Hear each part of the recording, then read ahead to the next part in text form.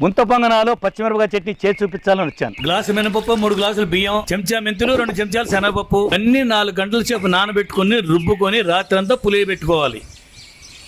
పిండి బాగా పులిసింది, సరిపడా ఉప్పు, ఉల్లిపాయలు, కరివేపాకు, నానబెట్టిన శనగపప్పు వేసుకుని బాగా కలుపుకుని పక్కన పెట్టుకుందాం. 1 ఉల్లిపాయ, 2 టమాటా, జీలకర్ర, కొంచెం చింతపండు వేసి వేయించి కరివేపాకు, రుచికి సరిపడా ఉప్పు, 20 పచ్చిమిరపకాయలు బాగా వేయించుకుని రుబ్బుకొని పక్కన పెట్టుకోవాలి. ఇంతటితో పచ్చిమిర్చి చట్నీ రెడీ అండి. ఇప్పుడు వేడి వేడి పొంగనాలు వేసుకుందాం. అన్ని గుంతల్లో నూనె వేసుకోవాలి. అన్ని గుంతల్లో పిండేసి 4 నిమిషాలు మూత పెట్టుకొని తర్వాత తిరిగేసి కాల్చుకుంటే వేడి వేడి పొంగనాలు రెడీ.